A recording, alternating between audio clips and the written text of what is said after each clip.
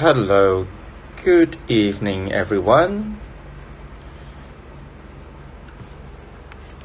Oh, good. Now, slowly people are joining, and let's see who is in here. Now, tonight's topic is maybe a little bit controversial. We'll be talking about 5 things that new yoga teachers do.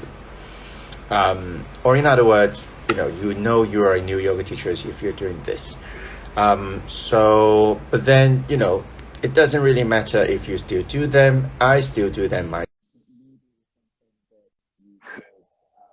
Be more aware of, so that you won't necessarily be making those silly gestures. Not necessarily mistakes, I guess. Hello, Cora. You're up. Hey. Hi, how are you? Good evening. I am okay. I think both of us have our glasses on. Yeah. I didn't know you wear glasses, actually. I do. I wear contact lens, but it's just easier for practice. So, yeah, my eyesight's actually pretty bad.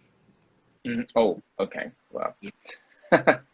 Something that people don't know. All right. Yeah. So I'm very excited about Singapore tomorrow. I'll be arriving tomorrow, I think just before 6 o'clock. So I really can't wait to be in Singapore, like basically just to leave Hong Kong. When's the last time you traveled? 2019. Wow. December. It's gonna be weird, huh? To get on the plane. I don't even know how to pack anymore. So I have everything, but then they're all lying in bed and a suitcase. So anyway, I'll be in Singapore in less than 24 hours. I can't really wait to see you, Cora, and many other people who will be at the Yoga Festival at Yoga Fest this. Where are you at, Victor? You mean right now or when I'm in Singapore? Hello, Raveen. Okay, so shall we start? Because I'm actually in the middle of dinner, and and then I can answer your questions, Sour Aesop and Raveen, in a bit. Okay, so tonight's topic is 5 things that new yoga teachers do, or you're a new yoga teacher if you do these things. So why don't we do 1 point each? And then we throw it back to each other rather than, we'll just change it up a little bit. All right. Okay. So, Cora, would you like to start? Sure. I think something that I see a lot of newer yoga teachers do is they try to teach something different every class. And why do you think that is a problem? Or why do you think that is a new yoga teacher trait? Well, I think when I think we talk about this, when people are less confident, they always want to do more. So they always want to think they need something more, something new, something different, and so they try to teach something different every class. And it's kind of the way that they feel like they're doing things, right? I'm doing the work. Or in some ways, to be blunt, is trying to impress, right? It's actually, it's not. Go ahead. I totally agree. I mean, I think we all need to be reminded that human beings are a creature of habit. So that is why, certain styles of yoga, they have pretty much the same sequence every single time. So I think that's some truth to it. And really, if you want people to remember you, it's better to teach repeatedly. And teach it well, right? If you're a good teacher, if you're a new teacher, you need practice teaching too. If you teach something different every day, some sequence every day, you never really get eloquent into that particular sequence that you teach. And you also need a little bit of time to figure out whether it works, right? So if you keep changing it, then you don't know whether it works. People don't remember. So you rather have a good solid sequence and don't be afraid to teach the same thing over and over again for a while. I think that's a really good point, because we need to practice it And also, but then I would actually add with the same sequence. Don't be afraid to add some variations as well. Yes. So, yeah. Yeah, I would say like, 80% same and play around with 20. Something like that, Yeah, right? I Yeah. totally agree. Okay. What's yours? And mine is that teacher will demonstrate every single pose, or basically, practicing with the students. So take the whole class. the reason, exactly. So the reason I'm saying that is that as I think as a new teacher, you might not know the cues to the poses very, very well. So one of the best ways to show the students how to do it is to show them with your own body. Point totally taken. However, the problem with that is that you can't really see what the class is doing, so how your students are doing.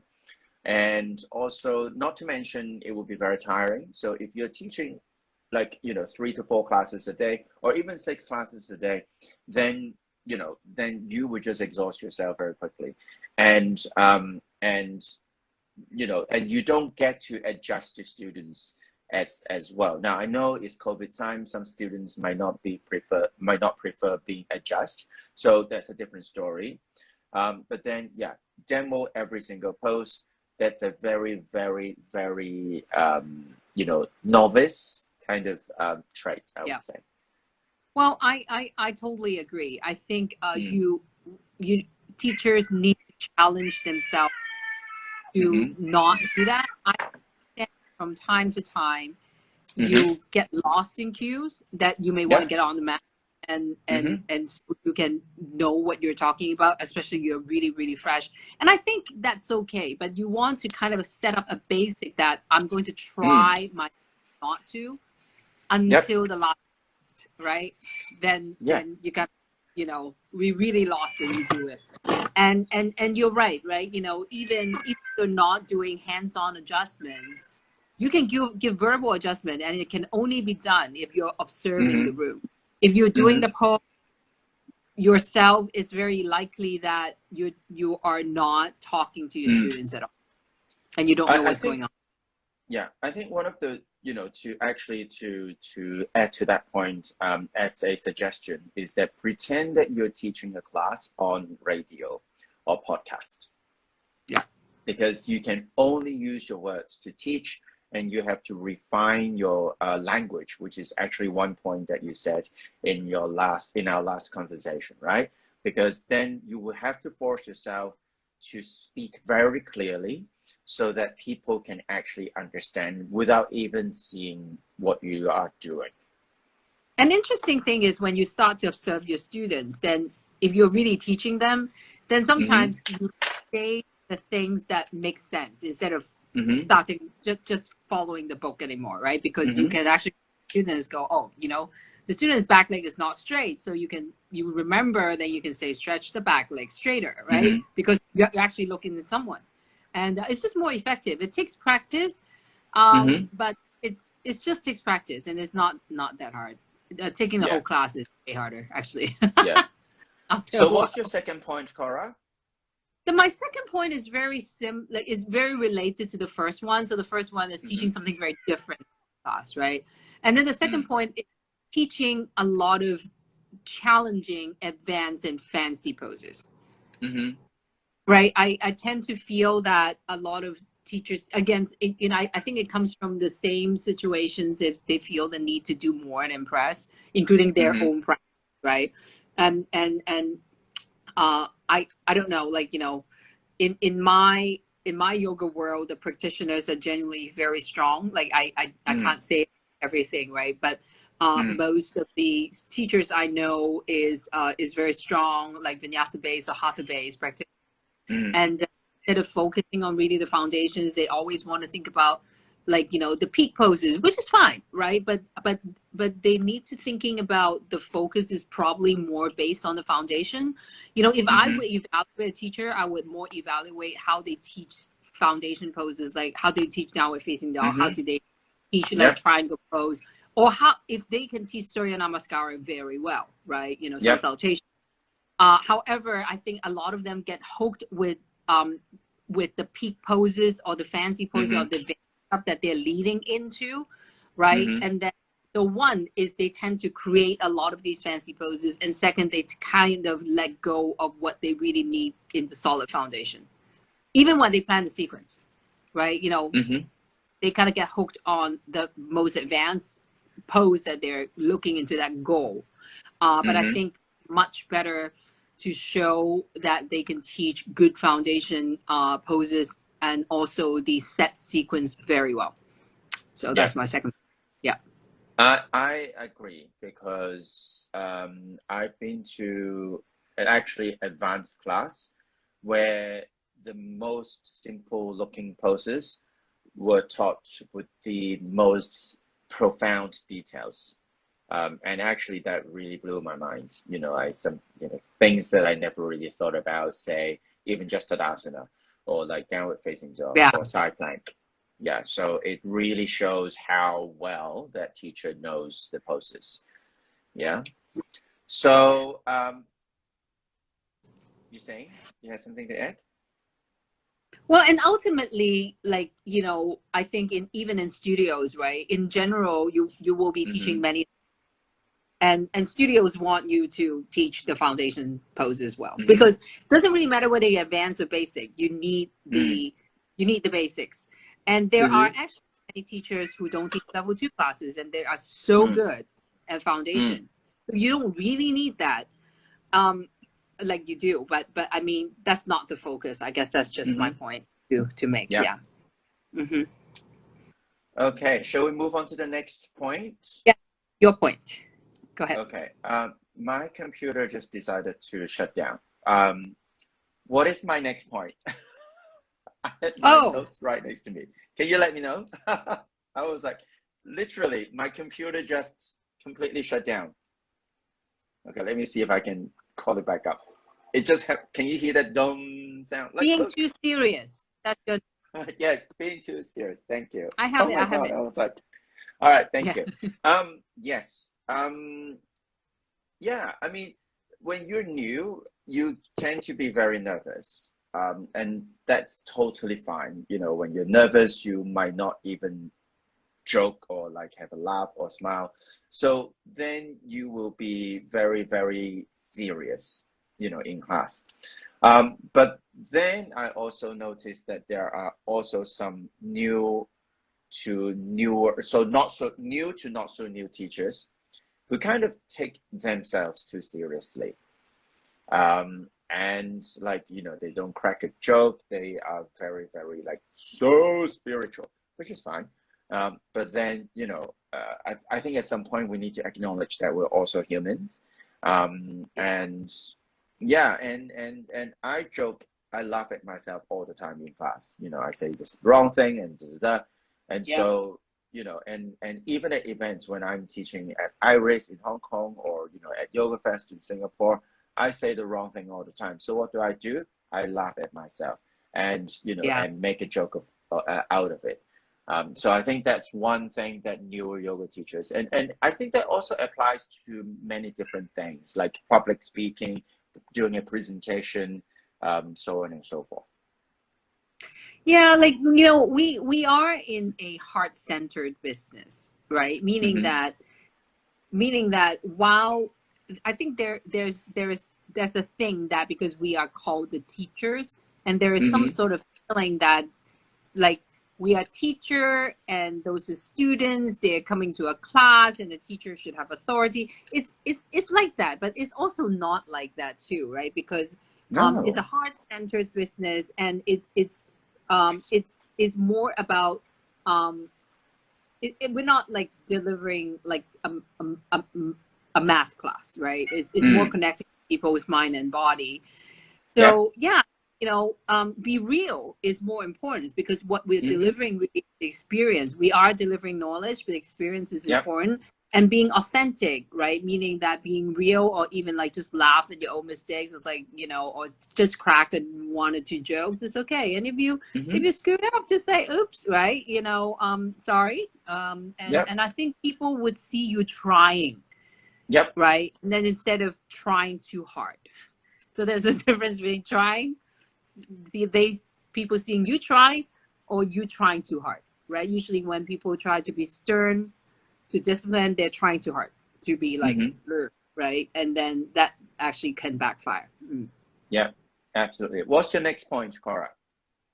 Okay, so the next point is, okay, because new teachers usually would like to, like, do a lot of research, and they're hardworking, right?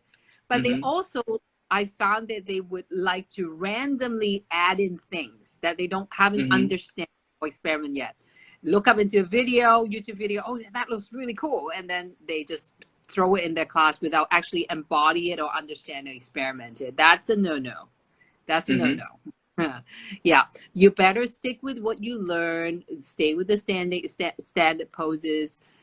Instead, and if you do want to try something, make sure you really understand it and have tried them a number of times for a while before you teach it. That goes back to one of the points that we talked about: teach only what you know, right? I think then it will make you a much better teacher. Okay, so my next point of, if you do this, you are a new yoga teachers, is that you give too many details. So for example, downward facing dog, spread your fingers wide, turn your hands out, squeeze your arms in, externally rotate your arms, suck the belly in, tilt your tailbone up, keep the legs straight, heels on the floor, and if you're teaching a beginner's class, or if the students are newer to you, they will be so lost by a sea of many different details. And I think that's because if you're fresh off the teacher's training, you will still be fresh, you will still be very, very excited, you want to give the most, or you're probably still memorizing from, just regurgitating from the script, which is fine. But then sometimes we just need to scale back a little bit. We don't have to say everything. So too many details basically is too MI, not necessarily good. Yeah, and then if you're really teaching beginners, right, perhaps stretch your arms straight, stretch your legs straight, lengthen your spine is enough. Right? Your students may not be able to understand internally, external rotation, and all those nuances as well. And so it's not just you. It's also like when you're a new teacher, you probably will be teaching a more all levels of basic class. And then honestly, arm straight, leg straight, spine long in downward dog still works. I'm not saying that we should dumb things down. I'm just saying that, it should be last time I said 3 cues, right? In one of our talks, just try to limit it to 3. I make that mistake too, because I teach a lot of details too. I have students who, like, I'm making fun of myself right now, who said they feel like they need to take notes in my class, and right. So I have to learn on toning that down as well. Another thing on this front is new teachers would repeat exactly the same cue on the left and right side. Yes. Yeah, because they think that it could be a carbon copy. Well, actually, I think between the left and right, if you are gonna say 10 things about the same pose, then you can say 5 things on the left hand side and 5 things on the right hand side. Correct. Right? You don't have to repeat this exactly the same point, unless it's a very complicated pose, or unless you see that the students are still not getting it. Then you may repeat until they get it. Yeah. Well, again, these things are all about try and error experiment. There's no black or white answer, right? So it's just like figuring it out. Every class will be different, even I think, even after you're teaching many years, you would still giving too much instructions, giving too little instructions. So don't be too hard on yourself. Just experiment, just evaluate and keep improving, adjusting, right, as needed. Yeah. And what is your next point, Cora? Is it me or you?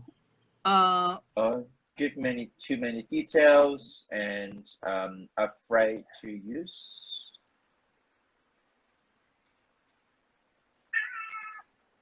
Because I actually say that, which many new teachers are afraid to use the teachings or the phrases that came from their teachers who they can actually resonate. Mm. Do you get what I'm saying? Yeah.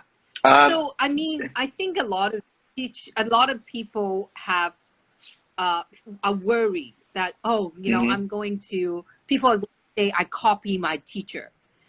Now there's good and bad on this, but to be honest, like if you actually, let's say you have followed a teacher for a very long time, they say all the teachings that we have are copied at in some ways. But if you embody the teaching and then which you understand, you add on your own experience to it, then that is. So even, oh my God, it's so cute. You can't.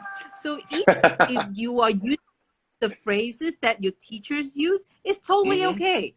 Yeah, totally okay. Absolutely.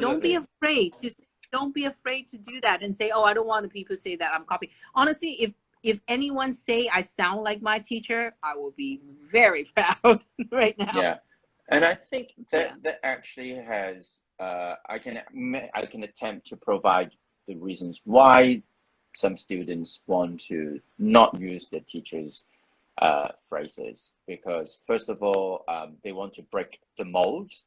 They want to like show some individuality, which is absolutely fine. And I think also they at some point they want to develop their own language.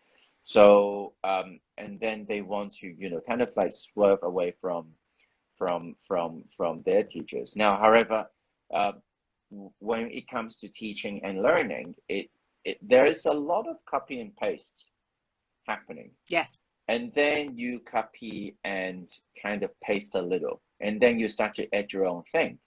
So yes, so when I teach my teacher training, I actually give my students an exact copy, like a verbatim script of what I teach in my Empowered Flow class. And so my students, when they first come out from the academy, and they all sound a bit like me, and even my other members of the studios, they come to my students' class and say, that sounds very much like Victor. But then after like half a year or so, then they start to develop their own style, their own language. Totally. But yes, there will still be some kind of like you know, style that kind of inherited from me, which I personally inherited from my teachers. So I, you know, copy your teacher until you develop something yourself. Yeah. It's like in the beginning, when you cook something, you will follow a recipe, right? And you will follow the recipe. And then eventually you would tweak it, right? But you got to follow the recipe and then start to develop a little bit taste and then tweak it and change it. And then now you have your own, right? It's the same, right? So, but in the beginning, you will be, you will need to copy, right? You will need to copy and don't be afraid to, right? You know, if it resonates with you, then just use it, right? Use it and then pass from one generation to another generation. That's totally okay. Yeah. Okay. Good. Now, my next point, my next trait, observation for new teachers is lack of options. Yes, we have to, you know, not have to, but we suggest that we stick to a sequence that we're familiar with. But oftentimes we, I think as newer teachers, they might just stick to the letter. So they don't provide anything that is slightly different. Because sometimes maybe in the class, they have someone who are not able to do it, then we need to learn how to modify exactly the same pose. Or there might be someone who is more advanced. So we don't want to keep them too bored. Maybe we just offer something slightly more challenging to them. So, you know, that is why when I teach, I love teaching a set sequence and then develop different variations to torture my students or make it easier for them. Yeah. So lack of options. Yeah, I think always, I think giving, like, I think we always would like to give options and be quite careful about when you give options, what are the words you say as well. I think we talked about last time, right? So instead of, You know, if in your practice, then do it. If not, then what? Yeah. Right? So always give an option, because you feel people feel terrible, right? You know, if crow is in practice, then do it. If not, right? So Yeah. I think there is to do. But I also see another one that is too many options. That's another one that I actually option A, probably option am B, one of option those. C, option D. I got. Yeah, I'm Another probably one. one of them. Yeah. You give Anyway, option four? I Okay. yeah, I mean, I tend to have a lot of a big variety of classes, and even though like at yoga room where I teach, we don't really differentiate. Okay, this is level one, level two, but then like people know that when they come to an Empower Flow class, they would expect something slightly stronger in the practice. But then in that class, I might get a newcomer, like first timer to Sure. my class, or so I need to be able to cater to them. And also teaching Yeah. at events like yoga fests, I mean, Yeah. there is I can't really say, okay, this is a level one class or this is a level five class. I just have Right. to be able to give them different options, So that's Well, why I give them like yeah. 4 or 5 options sometimes even. Sure, sure. Yeah, I think again, it really comes down to experiment and see like what works, right? You know, like I give options as well in a way that when it comes to some of the inversion stuff, I would say, okay, let you give you a little bit of time to play with your variations, right? And sometimes I just you can do this. I guess what I was trying to say is there are also teachers that like giving too many options is too many times, right? So all the programs start to have option one, option two, option three. Then it starts to make people kind of distracted from thinking because they're given choices, right? I guess that's what I'm trying to say. So it's right? It's a very different thing that okay, now from here, you can play around with different variations with your legs, whatever. Then always like do this or do this or do this. Maybe this, maybe maybe lift your arm out, maybe bring your arm back, maybe bring your arm forward and back, maybe bind, maybe not, right? You've heard that. Maybe bind, maybe not, right? So maybe half bind, maybe full bind. Something like that. I think can be refined, I guess. So anyway. I'll pause at that. We'll talk more about that in the workshop. This is getting too detailed. Yep. All right. Okay. All right. So last point. What is your last point? I actually have two. But what's your time, Cora? Remember? Okay. All right. So I will. If they're actually similar, originally I put using fluffy language, right? And then I add on to and teaching things that don't resonate with themselves. I guess that can be the similar theme of things, meaning that there are people who think that they have to do everything, meaning that I should chant I have to say all these things, and they hear someone saying all these I don't know, shine there something whatever, and then even if it doesn't resonate with them, they use them in class, right? Meaning that they really thinking about what they are, who they truly are, and use the language that appropriate. Like I personally avoid fluffy languages, but again, we talked about it last time. There's some people well, right? But you want to basically you do things that only resonate with you, meaning that if chanting is not your thing, you don't have to do it. There's no must, right? And things like that. So yeah, so that's my point, right? You want to teach things that resonate with you, not just because or whatever. Is you don't have to do everything, and then just teach authentically what you are, but you have to think about what you are. I think having a plan is good. Having an idea. Another way of putting that is teach what you really love and what you like, and you will do it very, very well. You don't even have to try. Yeah. Rather than it's like something new. It's personal, right? Yeah. You don't have to.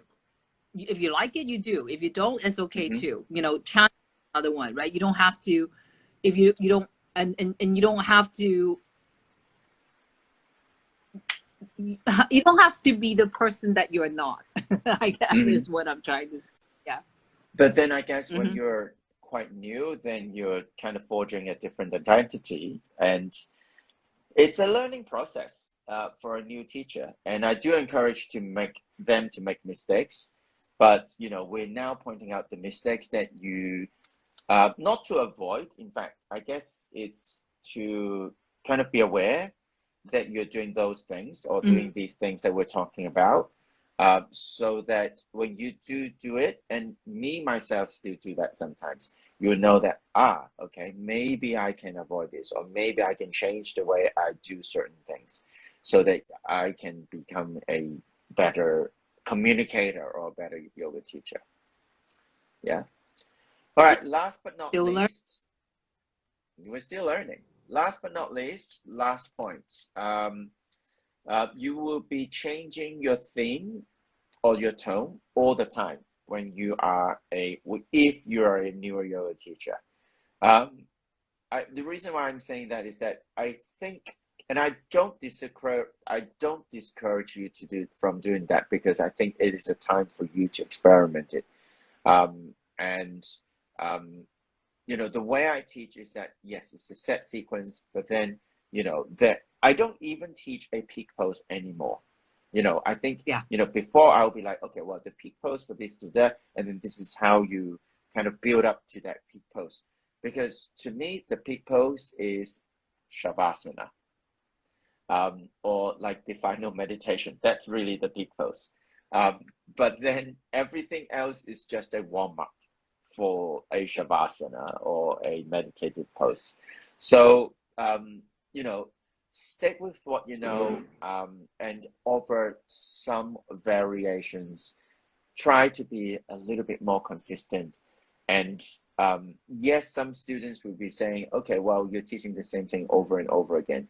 That's why you need to offer some options to the same sequence or a similar sequence. And you will be surprised by how quickly your students can actually learn from the same sequence with variations, rather than every time you come to the class, you do something different, because there is no consistency. The students don't even know how to follow you. Yep. I think share that point very strongly. Consistency. Yeah. Consistency, because this is what yoga really is about, to begin with. Yeah. Yoga about consistency. Yep. Yeah. Correct. Right. That's why I created, Empower Flow, which is, something that I'm very, very pleased, and it's still something that I'm refining in the process, and it's something that I'll be teaching at Yoga Fest. So really can't wait to share with you guys. Cheers. Oh, yeah, I'll actually have to share with you the sequence first before I Anyways. Well, so Saturday won't have a talk because we'll be on live, huh? Yes? Yeah. So let me see if Trisha, the organizer, will let me do like a live class, put this on live. But then otherwise, I think this is this won't be our last IG live before mentorship workshop. Oh, no, there will be another one. Next week. Yeah. But until then, that's right. I'll see you in Singapore. If not on Friday, then definitely on Saturday. Okay. All right. And everyone in Singapore, I'll be seeing you if you're coming to Yoga Fest. Cora will be doing most of the dirty and hard work for me when I'm talking and teaching on stage and joking about myself. I really, really can't wait to get out of Hong Kong right now. So I'm really grateful. Yeah, festival, I can't wait to have enough, a lot of chili crab. Oh yeah, I booked the restaurant already. Okay. All right. Well, thank you so much. Enjoy. All right. Okay. Bye. Bye, Good y'all. night. Good night.